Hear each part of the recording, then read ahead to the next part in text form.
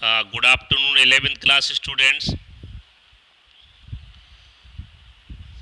चलिए, उम्मीद है कि आप लोग अच्छे से होंगे, अच्छे से मन लगा के पढ़ाई कर रहे होंगे, है ना। और अगर आपको कोई प्रॉब्लम है तो ज़रूर ही आप हमें शेयर कर भी रहे होंगे, और अगर नहीं किया होगा तो करेंगे भी, है ना। और इस कोविड के जो दौर में, कोविड-19 के इस दौर में चिंता ना करते हुए चिंतन करना होगा, जिससे कि आप आने वाली जो मुसीबत अभी हमारे विश्व पटल पर आई हुई है उसका हम डटकर सामना कर सकें। ठीक है, चलिए आज की क्लास हम शुरू करते हैं। आज हम लोग चैप्टर नंबर जो सेकंड है, यूनिट सेकंड है, स्ट्रक्चर ऑफ एटम, इसके पार्ट 1 पे आज डिस्कशन करने वाले हैं। 11th class chemistry, unit number second, structure of atom, इस पे हम लोग डिस्कशन करने वाले हैं। तो देखिए, इसकी जो बेसिक इन्फॉर्मेशन है, जो बेसिक जानकारी है, वो आपके पास होगी, क्योंकि हम लोगों ने इसको 9th में भी पढ़ा हुआ है ना। लेकिन अभी यहाँ थोड़ा सा लार्ज करके पढ़ना है हमें इसी चीज़ को। 9th में हम पढ़ चुके हैं, तो अभी इसको हमें फिर यहाँ पढ़ने के लिए फिर से एक बार अवसर मिला हुआ है, तो डिटेल में थोड़ा हम पढ़ेंगे, कॉम्पिटिटिव बेस्ड पढ़ेंगे। तो इसको स्टार्ट करें उससे पहले ध्यान जाए कि एक्चुअल में हम पढ़ने वाले क्या हैं यहाँ।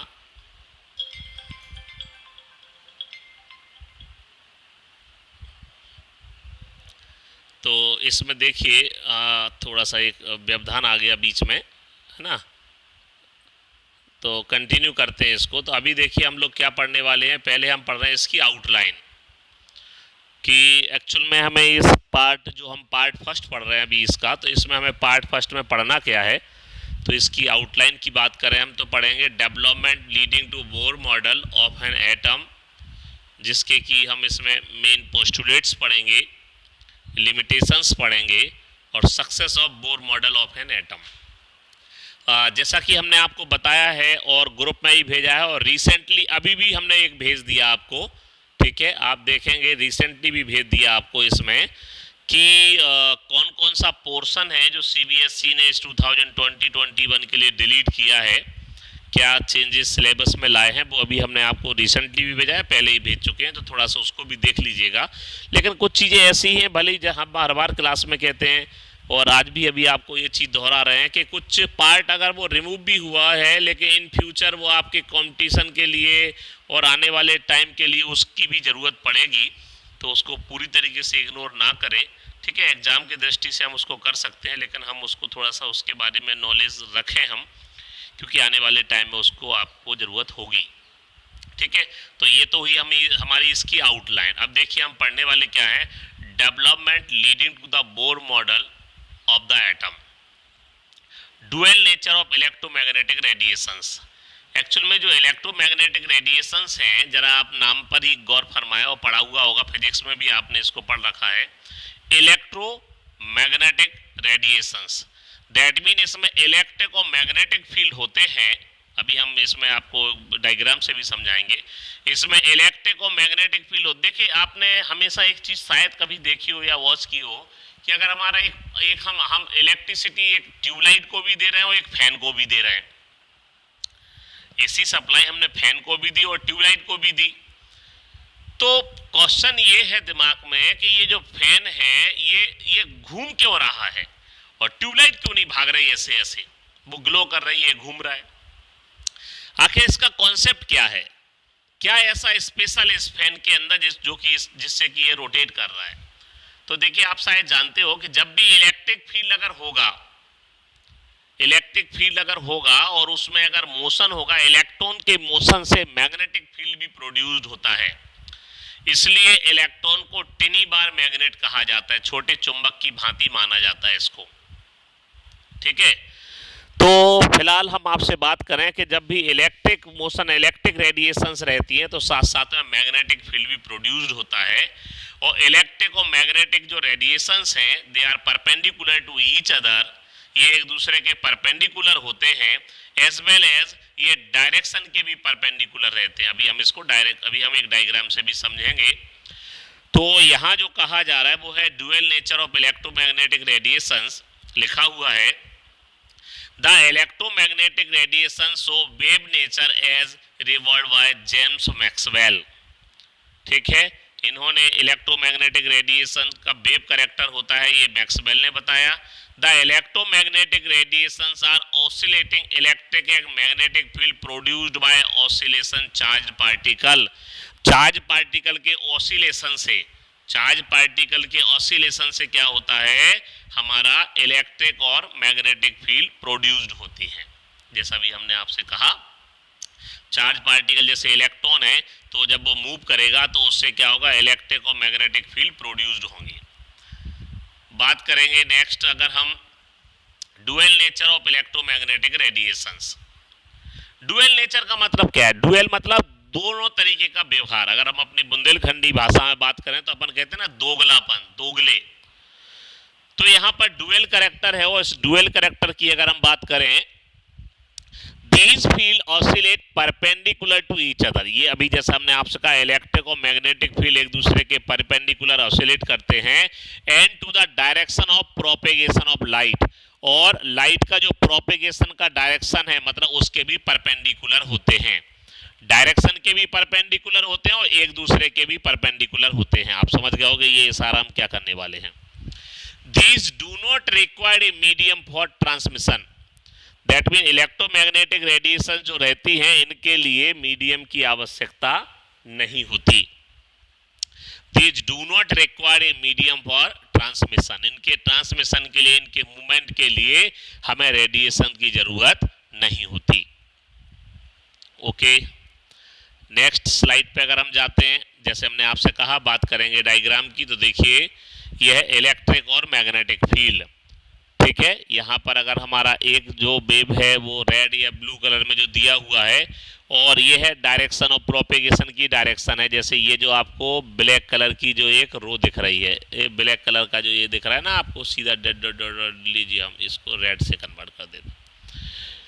तो इसमें हमें एक ब्लू कलर की भी वेव्स दिख रही है और दूसरी हमारी रेड कलर की भी दिख रही है।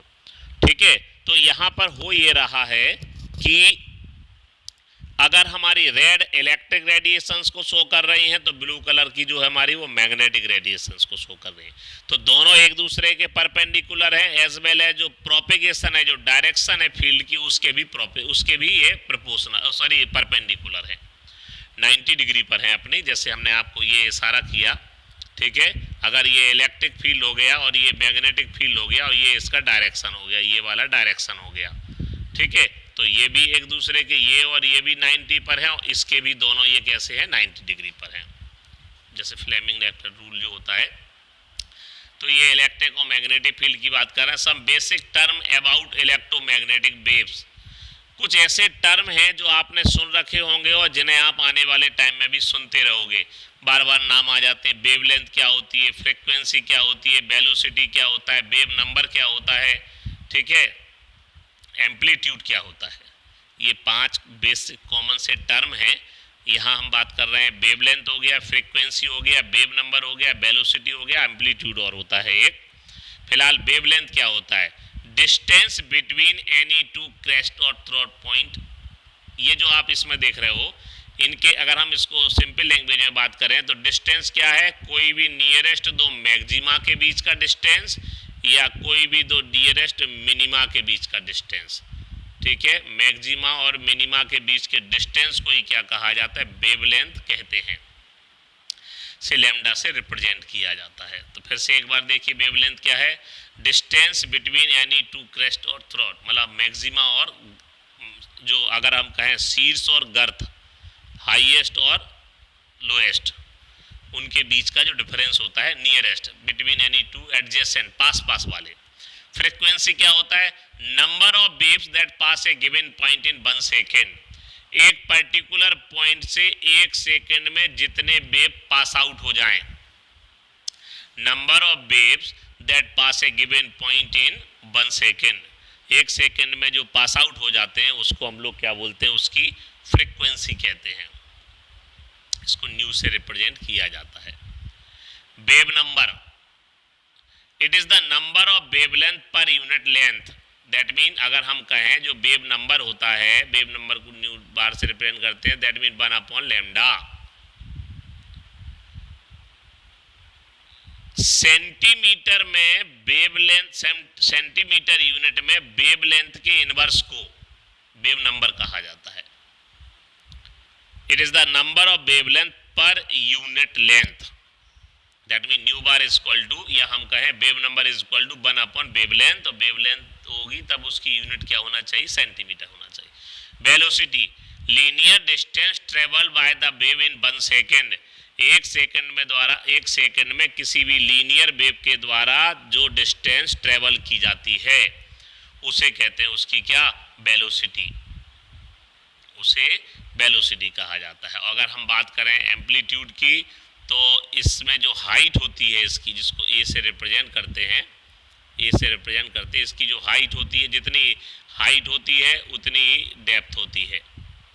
तो चाहे हाइट ले लो या डेप्थ ले लो, जो जितना डिस्टेंस होगी उसकी हाइट की या डेप्थ की, जो हाइट होगी या डेप्थ होगी, उसको वैल्यू को उसका क्या कहते हैं, एम्पलीट्यूड कहा जाता है। तो एक टर्म और है जिसमें कि इसका शायद नाम नहीं लिखा हुआ है ना।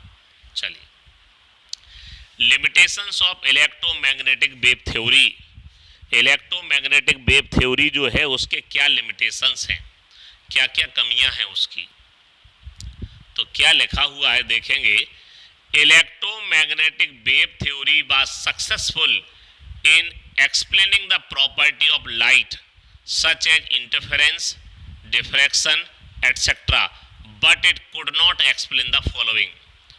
मतलब इसमें यह कहा गया कि, ध्यान से सुनिएगा, इसमें यह कहा गया कि the electromagnetic wave theory was successful in explaining the property of light such as, मतलब जो इलेक्ट्रोमैग्नेटिक थ्योरी है वो लाइट की इंटरफेरेंस, डिफ्रैक्शन, इन प्रॉपर्टीज को तो अच्छे से समझा पाती है, लेकिन कुछ ऐसे करैक्टर हैं, कुछ ऐसे नेचर हैं जिनका एक्सप्लेनेशन इलेक्ट्रोमैग्नेटिक थ्योरी के द्वारा नहीं किया जा पाता, नहीं कर पाते हैं।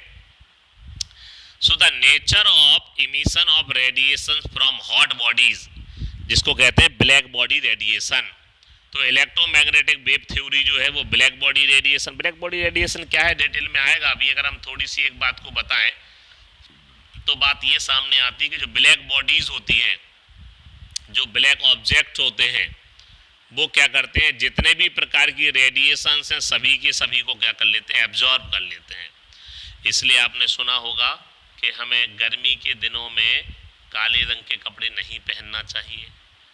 यही कॉन्सेप्ट है कि जो अम्ब्रेला होते हैं एक्चुअल में वो बारिश के टाइम भी काम आता है, धूप से ही बचाता है। तो अम्ब्रेलाज जो रहते हैं वो सही अम्ब्रेला वही है जो ब्लैक कलर के कपड़े से, डार्क कलर के कपड़े से, थिक शीट से बनता है, जिससे कि वो पड़ने वाली रेडिएशन जो है वो आप तक नहीं पहुंचने देता। ठीक है, तो इस तरीके से the nature of emission of radiation from hot bodies, black body radiation को नहीं समझा पाता। कुछ चीज़ें ऐसी हैं जिनका एक्सप्लेनेशन इलेक्ट्रोमैग्नेटिक वेव थ्योरी के द्वारा हो जाता है, जैसे इंटरफेरेंस, डिफ्रैक्शन एटसेट्रा, लेकिन कुछ ऐसे कॉन्सेप्ट है जिनका एक्सप्लेनेशन इसके द्वारा नहीं हो पा रहा है, जिनमें से एक हमने आपसे कहा ब्लैक बॉडी रेडिएशन, दूसरा कहा फोटो इलेक्ट्रिक इफेक्ट। अभी नाम आ रहा है केवल, और अभी हम इनको डिटेल में भी पढ़ेंगे, हो सकता है आपने नाम भी सुन रखा हो इनका। तो क्या है, ejection of electron from metal surface, ejection of electron from metal surface when radiation strike it, मतलब जब किसी में फोटो इलेक्ट्रिक इफेक्ट, जब जो सोलर प्लेट्स होती हैं, सोलर डिवाइस होती है, इसी कॉन्सेप्ट में वर्क करती है फोटो इलेक्ट्रिक इफेक्ट पर। तो इसमें होता क्या है कि जब किसी मेटल की सरफेस पर हो, मेटल जनरली इसमें फर्स्ट ग्रुप के metal lithium, sodium, potassium, rubidium, caesium first group के हैं, इनमें से मेटल्स को जनरली यूज़ किया जाता है। तो जब इन मेटल्स की सरफेस पर रेडिएशंस गिरती हैं तो इन मेटल्स में से इलेक्ट्रॉन क्या होते हैं, इजेक्ट होते हैं, निकलते हैं। ठीक है, और वही जाकर के आपकी किसी डिवाइस को रन करते हैं या बैटरी को चार्ज करते हैं। Ejection of electron from metal surface when radiation strike it, metal की सरफेस पर जब रेडिएशन डाली जाती है तो इसकी सरफेस से इलेक्ट्रॉन इजेक्ट होते हैं, निकलते हैं। ऐसा क्यों है, इसका एक्सप्लेनेशन नहीं किया गया। Variation of heat capacity of solid as a function of temperature. ठीक है, तो वेरिएशन ऑफ हीट कैपेसिटी जो सॉलिड की होती है, अभी हम सबको इनको एक एक करके डिफाइन करेंगे, पढ़ेंगे, तो उसका भी एक्सप्लेनेशन नहीं किया जाता। मतलब आपने ये देख लिया कि इलेक्ट्रोमैग्नेटिक वेव थ्योरी जो है वो बहुत से कॉन्सेप्ट को तो एक्सप्लेन कर देती है, लेकिन बहुत सी चीज़ें ऐसी हैं जिनका एक्सप्लेनेशन इसके द्वारा नहीं किया जाता। ये इसके बाद हम बात करते हैं, देखिए थोड़ा सा इनको डिफाइन किया गया। Black body radiation, the ideal body which emit और absorb radiations of all frequencies is called a black body and the radiation emitted by such a body is called black body radiations। क्या कहा गया? the ideal body which emit or absorb radiation of all frequencies, सभी type की frequencies की radiations को वो या तो एब्जॉर्ब कर लेता है या क्या कर लेता है, इमिट कर देता है, तो उसको ब्लैक बॉडी कहते हैं। And the radiation emitted by such a body is called black body radiation, और जो रेडिएशंस निकलती है उनको कहते हैं black body radiation. Graph of intensity of radiation emitted versus wavelength of radiation emitted by a black body at two different temperature is given below. दो अलग अलग टेम्परेचर पर ग्राफिकल रिप्रेजेंटेशन दिया गया, देख रहे होंगे। ये वेवलेंथ हो गया आपका, ये इंटेंसिटी हो गई लाइट की, ठीक है, ये टेम्परेचर बताया जा रहा है, और इसके बाद इसमें दो ग्राफिकल रिप्रेजेंटेशन किया गया, और T2 is greater than T1।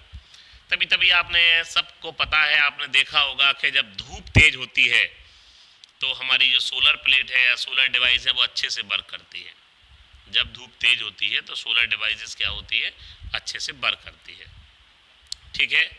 तो ये ग्राफिकल रिप्रेजेंटेशन था। अब इसको बात कर रहे हैं ब्लैक बॉडी रेडिएशन जो पढ़ रहे थे वो कंटिन्यू है।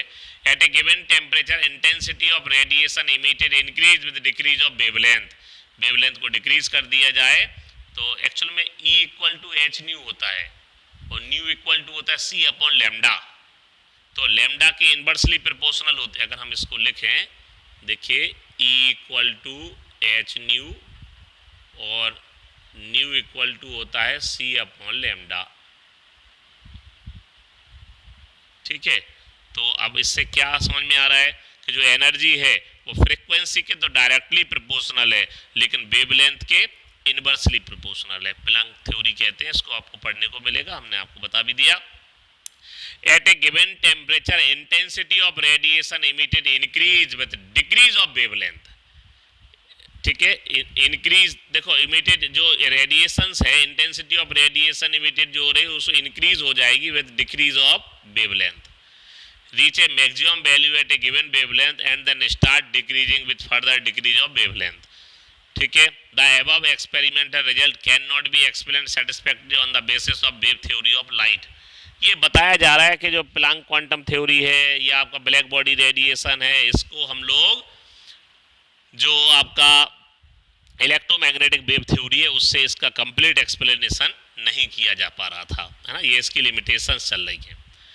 प्लैंक क्वांटम थ्योरी, ये देखो अब आप ध्यान से सुनिएगा। अभी तक आपने वेव थ्योरी की बात की, मतलब हम वेव नेचर की बात कर रहे थे, अब हम इसमें पार्टिकल नेचर की बात करेंगे। प्लैंक क्वांटम थ्योरी मतलब पार्टिकल नेचर, जो अभी हमने आपको E equal to h nu लिखा था, ठीक है। तो ये थोड़ा सा देखिएगा, इसमें थोड़ी सी प्रॉब्लम इसमें हमें नज़र आ रही है, एक मिनट रुकिएगा। इसको देखिए, इज प्रोपोर्शनल टू न्यू, थोड़ा सा अभी हम इसको यहाँ लिखते हैं ना, बड़े इधर लिख देते हैं, इज प्रोपोर्शनल टू न्यू, ठीक है। और प्रोपोर्शनल का साइन हटाएं तो आप जानते हो क्या हो जाता है, एक कांस्टेंट आ जाता है। सो जो कांस्टेंट आ गया उसको हमने क्या कह दिया, जो कांस्टेंट आ गया उसको कह दिया हमने H कह दिया प्लैंक कांस्टेंट, ठीक है। इसको प्लैंक कांस्टेंट कह दिया। तो अब आप देखिएगा, इसमें हमने लिख दिया जिससे वो थोड़ा सा आपको वहाँ मिसिंग सी लग रही थी। तो the radiant energy is emitted और absorb not continuously but discontinuously in the form of small discrete packet. तो देखिए क्या है, इसमें ये कहा जा रहा है कि पहले वेव थ्योरी ने ये माना था, वेव थ्योरी के द्वारा ये माना गया था कि वेव मतलब कंटिन्यू, वेव मतलब जैसे एक थ्रेड चला रहा है कंटिन्यू है, लेकिन प्लैंक क्वांटम थ्योरी के द्वारा ये कहा गया एक्चुअल में ये वेव नहीं, हम डुअल नेचर की बात कर रहे हैं, डुअल करेक्टर, दोगलापन जो हमने आपसे कहा। तो फाइनल कंक्लूड ये होगा कि जो वेव्स, जो हमारी लाइट है उसमें वेव का नेचर भी होता है और पार्टिकल का नेचर भी होता है, क्योंकि कंक्लूड ये करेंगे बहुत से ऐसे कॉन्सेप्ट हैं जिनका एक्सप्लेनेशन लाइट के वेव नेचर के बेस पे किया जा सकता है, और बहुत से कॉन्सेप्ट ऐसे हैं जिनका एक्सप्लेनेशन लाइट के पार्टिकल नेचर के बेस पे किया जा सकता है ना। तो wave nature electromagnetic wave theory है और particle nature Planck quantum theory. अब इन दोनों में लड़ाई होगी, तो वेव नेचर के कुछ कॉन्सेप्ट और फिनोमेना पार्टिकल नेचर से एक्सप्लेन नहीं होंगे और पार्टिकल नेचर के कुछ फिनोमेना वेव नेचर से एक्सप्लेन नहीं होंगे। तो फाइनली कंक्लूड ये करना पड़ेगा कि the light have both character, that mean the dual character, that is the light have wave nature as well as the particle nature. ठीक है, वेव और पार्टिकल दोनों नेचर इसमें होंगे। तो the radiant energy is emitted और absorb not continuously but discontinuously in the form of small discrete packet of energy. Bundle होते हैं जिन्हें क्वांटा कहते हैं। Each such packet of energy is called a quantum. जो एक एक बंडल है उसको हम क्या नाम दिया गया है यहाँ पर, क्वांटम गया। In case of light the quantum of energy is called a photon. और लाइट के बारे में कहें तो इसी को क्वांटम को हम लोग क्या कहते हैं, फोटोन कहते हैं। और इसकी जो एनर्जी है वो न्यू के प्रोपोर्शनल, फ्रीक्वेंसी के प्रोपोर्शनल होती है और ये इक्वल टू एच न्यू हो जाता है। The total amount of energy emitted और absorb by a body will be some whole number quanta.